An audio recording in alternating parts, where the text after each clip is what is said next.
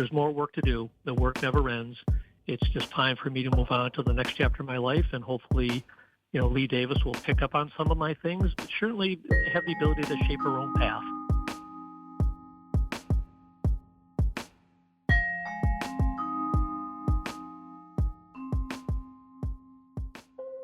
Hi there, it's WAMC News Director Ian Pickus, and on this episode of the WAMC News Podcast, we bid farewell, for now, to longtime Massachusetts State Representative Smitty Pignatelli.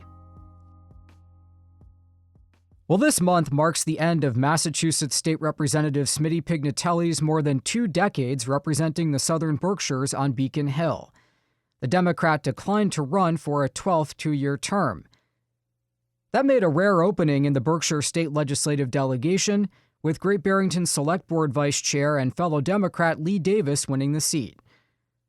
Davis is preparing to be sworn in next month, and Pignatelli is looking back on his long career as a legislator.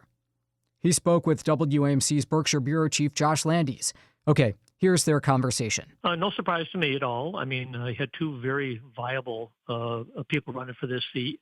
I think Lee ran a very aggressive campaign, raised a lot of money. She ran to win. So my hat goes off to her. I saw her just yesterday and gave her kudos again. And we're hoping to get together. I'm working on a transition memo as we speak to help her kind of hit the ground running when she gets there in January. But no, it's a good result. She worked hard. It was a good, clean campaign, and that's what we need more of. Now, when you think about preparing that to-do list for Lee Davis as she settles into the 3rd Berkshire seat, what is on your mind? Like, as you look into 2025 and beyond, what should be at the top of her list? Well, I think the constituent work has always been my number one priority. That's been the staple of my tenure in the State House and building relationships. So, you kind of go down there thinking you know an awful lot, which I did 22 years ago, but I quickly learned I had a lot more to learn. So building relationships and building coalitions, I think, are going to be very, very important. And I think Lee has a personality to do just that. But just to remember, it's a marathon, not a sprint. So you got to take your time, pace yourself, and just pay attention to what's going on. And in light of the presidential election and the concerns about what the federal government will be doing to cut federal programs, the next couple of years in Massachusetts could be a really serious financial challenge. So we have to keep our eye on the ball of maintaining services and responding to our constituent work. But time will tell. But I'm very confident that she'll hit the ground running with whatever advice I can give her. But she's a smart woman anyway, so I'm not too concerned about that. Can you draw on your experience back in 2016 during the first Trump presidency and sort of, maybe offer some kind of guide to your fellow legislators who have not before experienced a transition that is likely to be quite as sharp as that between the Biden and Trump presidencies? Well, like I say, it's a marathon, not a sprint, and the economy goes through cycles. I remember when I first got elected and took office in 2003, Mitt Romney was our governor. We've realized that we had about a $3 billion budget gap with 5 months to go in the fiscal year. So we had to struggle through those situations. We saw the economy go up. We saw it tip down in 08, 09, 010. So it's a very cyclical cycle. But when, President Trump's first presidency or first term, obviously they were starting to cut federal programs like the LIHEAP program, low-income heating assistance program. So Massachusetts could have ignored that, or we could have found a way to find the money to keep that program going. And that's exactly what we did. The questions we're going to have this time around is that the President Trump's agenda appears to be breaking down the Department of Education. That will have some serious consequences on education, not only in Massachusetts, but across the country. The challenges that Massachusetts is going to have is, do we have the financial wherewithal to replicate or substitute those dollars that the federal government may cut from us? That's going to be the challenge because, as you know, the last couple of months, we have failed to meet our benchmarks for revenue. So we may be entering a very challenging time. And long before the presidential election, I remember my one-on-one meeting with the chairman of Ways and Means for the budget. He said, we'll be fine for this fiscal year. I'm more worried about the next 2 fiscal years. That's what we're leading into starting in January with the new president and a new legislative session. So I think the challenges were being anticipated anyways. they may be compounded with this new president. I'm also interested in your impressions of Governor Maura Healey as you prepare to leave office. What are your thoughts on the governor's performance so far? And what are your thoughts on the kind of administration that Lee Davis will be experiencing in this seat for the years to come? I think Governor and Healy and Lieutenant Governor Driscoll have kind of hit their stride now, which I think is great. They're more engaging than they were when they first entered the process, which is understandable. But I think they're clicking on all cylinders. And now that this presidential election is behind us, I think we need to focus on Massachusetts and try to provide those services. As you know, I've been a huge advocate of horizontal infrastructure improvements out here in the rural parts of Massachusetts. Economic development in Boston is how many cranes are in the air and the vertical construction. Out here, it's roads, bridges, sewer, water that we have to pay attention to. The bridges are getting a lot of attention here in the Berkshires that have been ignored for too long. We need to play catch up with that. So I think making targeted investments in providing regional equity are what this administration is starting to do, and I think the legislature has to follow suit. One of the major issues we heard about in this campaign, and we've heard about it throughout Berkshire County, is that of housing and the incredible crunch with available properties, qualities of those properties, expense of those properties. You're leaving office as the $5 billion Affordable Homes Act from the Healey administration starts to crank into operation. What are your thoughts on where Berkshire County and especially the Southern Berkshires are when it comes to housing as you prepare to leave office? I think housing in the Southern Berkshires is more of a challenge than any other part of the Berkshires. But the Berkshires as a whole has issues, but I think it's even worse in South Berkshire County. So what I'm doing, I think the legislature and the governor stepped up in a big way with a $5+ billion housing bond bill.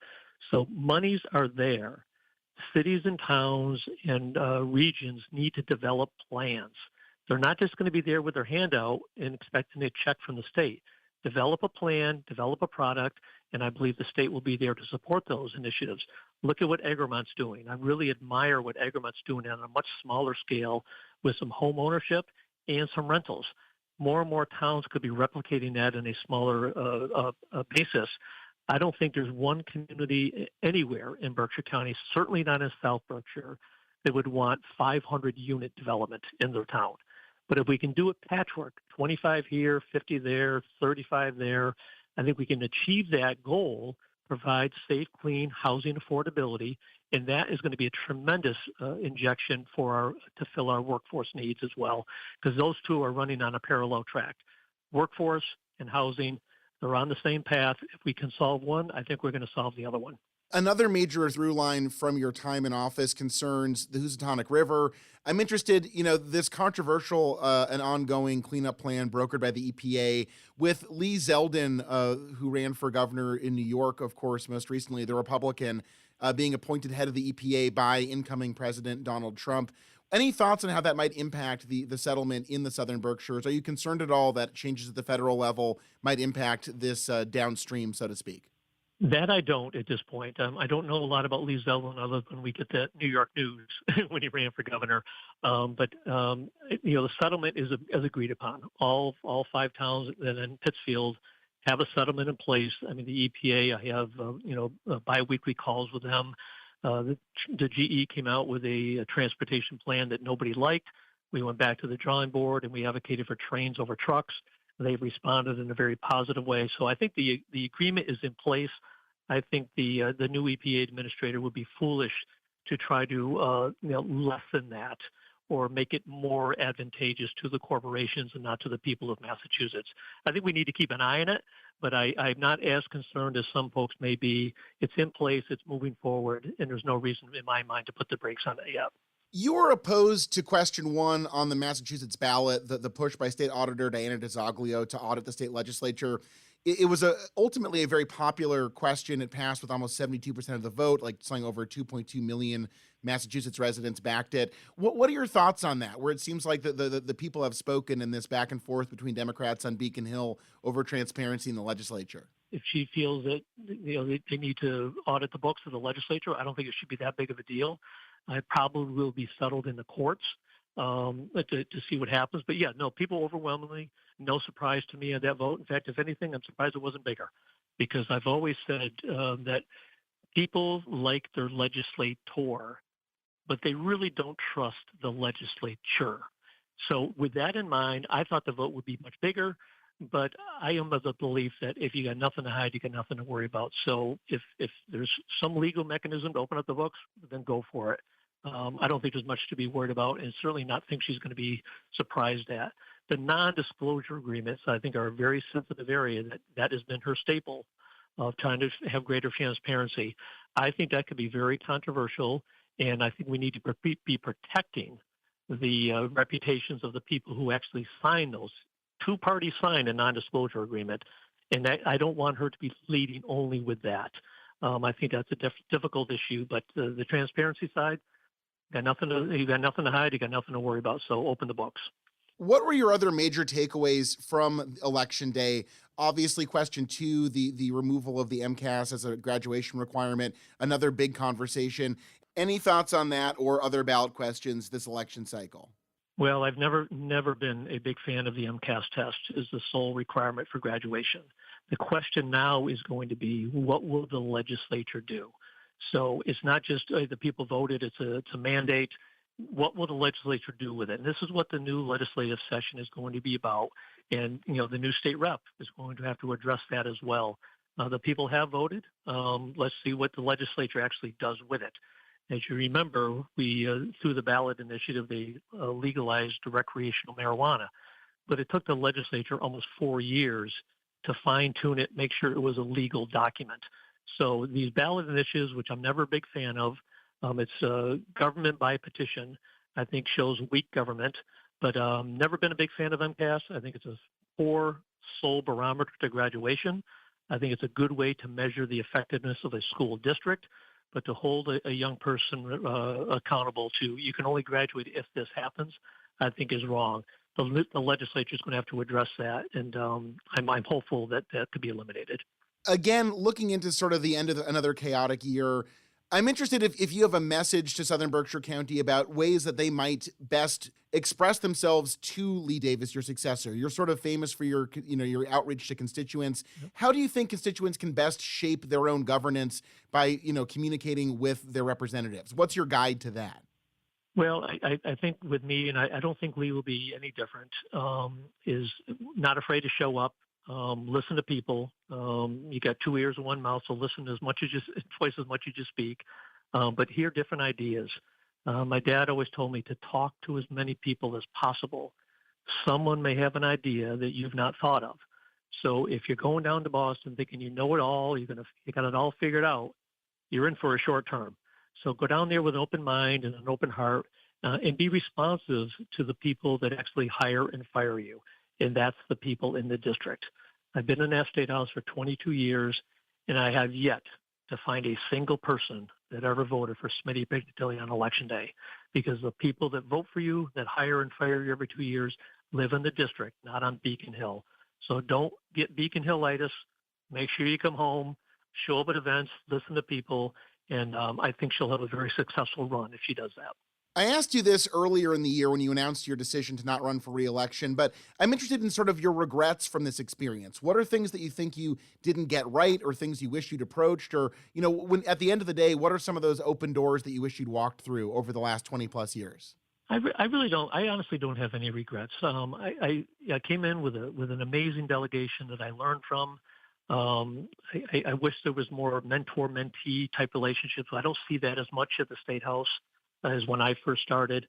But honestly, I have no regrets, no second thoughts. I've had a good run.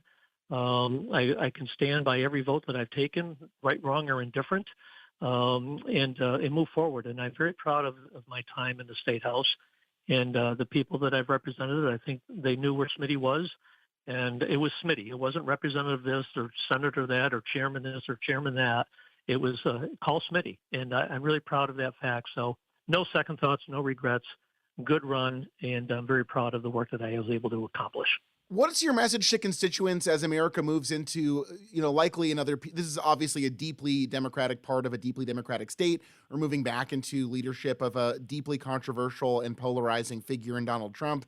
Do you have a message for your constituents moving forward without this familiar face into this era, to offer some sort of, advice or comfort or any message come to mind? Let's agree to disagree, and let's disagree without being disagreeable.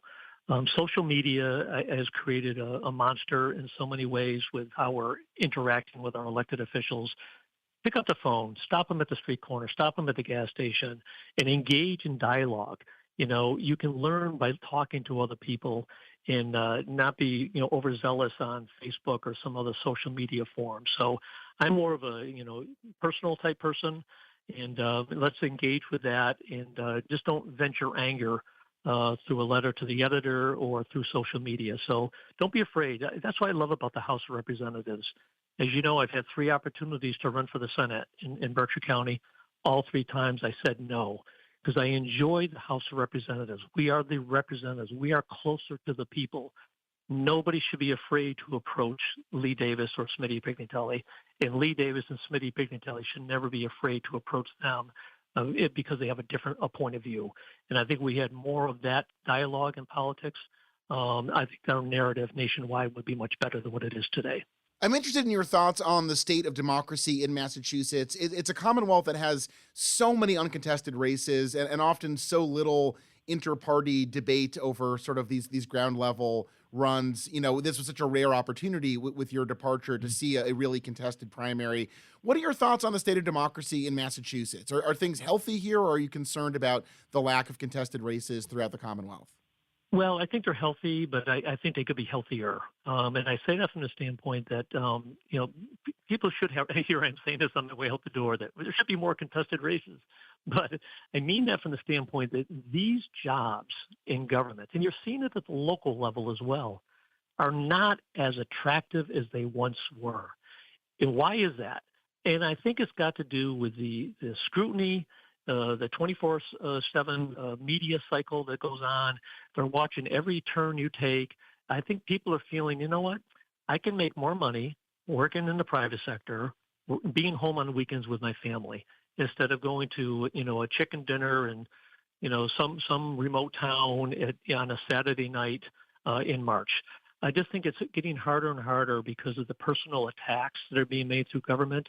When I was younger and my dad was running, the issue was against his opponent himself. Now they bring in the family. And I think that's disheartening to a lot of people who are saying, you know what, I can do more on the outside of politics. Public service is an honorable profession. We need to bring back the mutual respect that we have, that we can agree to disagree. And until we do that, I think you're going to see fewer and fewer races. Now, would I have had opposition if I decided to run again? Maybe, maybe not. It's an open seat, but I was so glad that, four people in the Berkshires had an idea that they could run for state representative, and Lee Davis is the victor. But we're not seeing the next generation of people getting involved locally as a stepping stone to maybe running for statewide office at some point. That's the part that concerns me going forward, is the quality of the people running for office and the ability to engage in intellectual debate and having disagreements without being disagreeable. And lastly, anything I've not thought to ask you, Smitty, that you want to communicate to the constituents in the Southern Berkshires as you prepare to leave? What's your farewell message to the people who have supported you for, over 20 years now? Well, you can't build a bigger font for me to say thank you. I've been blessed. I've worked hard. We've done some good things. We've built great relationships, but there's more work to do. The work never ends. It's just time for me to move on to the next chapter of my life, and hopefully, Lee Davis will pick up on some of my things, but certainly have the ability to shape her own path, which I think is good as well. But I think I'm very proud of the work that we've done, and to receive 93% of the popular vote in my last contested election 2 years ago, I think is an indication that, I did pretty well in the people's minds. And the reception I got just yesterday on Veterans Day down in Sheffield was quite humbling. That even my way out the door, people were very appreciative and making nice, positive comments that we're going to miss you. So, like I say, I think I've done good work. We've worked hard. We've accomplished a lot of things. But you know what? The work never gets done, and I'll be there to help out Lee if she wants. I'm going to not put my nose in her business, but if she wants help or some guidance on anything, my phone call is just a phone call away. At this point, is there any clarity about what your next steps might be? No, not yet. A couple irons in the fire, nothing definitive yet. As you know, I took on the interim town manager job, which I offered to help out that for a couple months. Lennox is now finalizing a contract with Jay Green from Adams to be the permanent town manager. So I was happy to help out, but this is something I definitely do not want to do. But a couple other irons in the fire, which hopefully will be shaken out in the next few weeks, one of them positively. All right, that does it for this episode of the WAMC News Podcast. Thanks so much for listening. Until next time, I'm Ian Pickus.